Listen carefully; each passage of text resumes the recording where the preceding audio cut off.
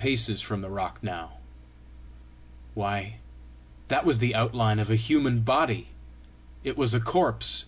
It was a drowned man cast up by the sea! I went clear up to the rock.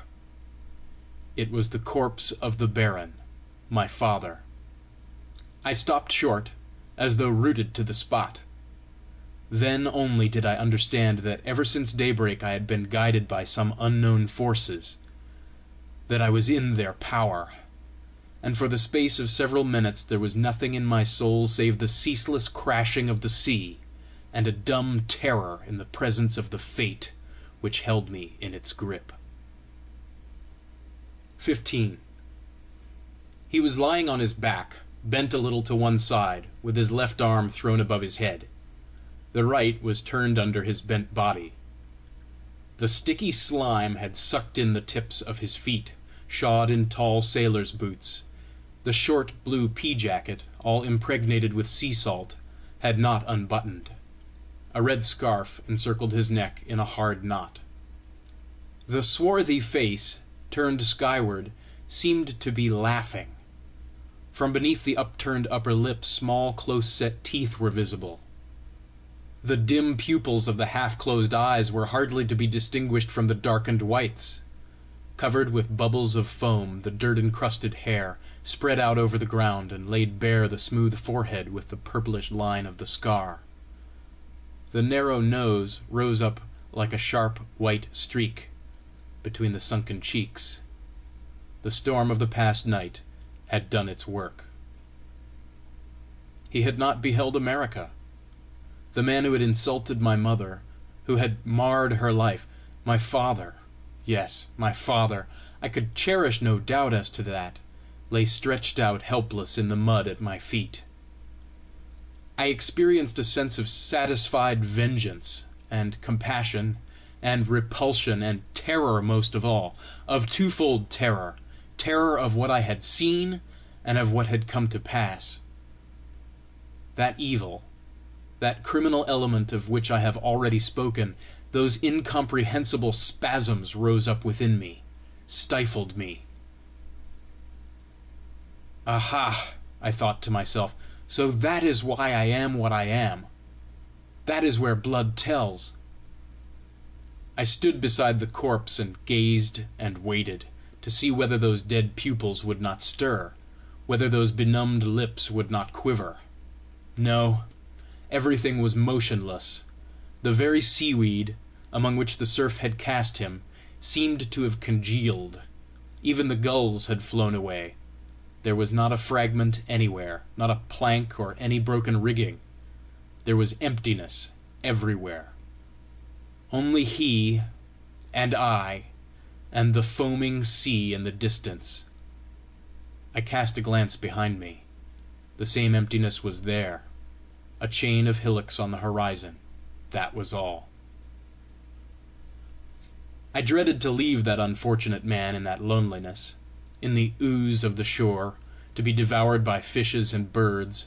An inward voice told me that I ought to hunt up some men and call them thither, if not to aid, that was out of the question, at least for the purpose of laying him out, of burying him beneath an inhabited roof.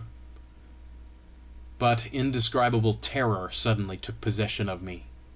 It seemed to me as though that dead man knew that I had come thither, that he himself had arranged that last meeting. It even seemed as though I could hear that dull, familiar muttering. I ran off to one side, looked behind me once more. Something shining caught my eye. It brought me to a standstill. It was a golden hoop on the outstretched hand of the corpse. I recognized my mother's wedding ring. I remember how I forced myself to return, to go close, to bend down. I remember the sticky touch of the cold fingers. I remember how I panted and puckered up my eyes and gnashed my teeth as I tugged persistently at the ring. At last I got it off, and I fled away in headlong flight, and something darted after me, and overtook me, and caught me. 16. Everything which I had gone through and endured was, probably, written on my face when I returned home. My mother suddenly rose upright as soon as I entered her room, and gazed at me with such insistent inquiry that, after having unsuccessfully attempted to explain myself, I ended by silently handing her the ring. She turned frightfully pale. Her eyes opened unusually wide and turned dim like his. She uttered a faint cry, seized the ring, reeled, fell upon my breast, and fairly swooned there, with her head thrown back and devouring me with those wide, mad eyes. I encircled her waist with both arms, and standing still on one spot, never stirring, I slowly narrated everything, without the slightest reservation, to her, in a quiet voice, my dream and the meeting and everything, everything. She heard me out to the end, only her breast heaved more and more strongly, and her eyes suddenly grew more animated, and drooped. Then she put the ring on her fourth finger, and, retreating a little, began to get out a mantilla and a hat. I asked where she was going. She raised a surprised glance to me and tried to answer, but her voice failed her. She shuddered several times, rubbed her hands as though endeavoring to warm herself, and at last she said, "Let us go at once thither." "Whither, mother dear?" "Where he is lying. I want to see, I want to know. I shall identify." I tried to persuade her not to go, but she was almost in hysterics. I understood that it was impossible to oppose her desire, and we set out. 17. And lo, again I am walking over the sand of the dunes, but I am no longer alone. I am walking arm in arm with my mother. The sea has retreated, has gone still further away.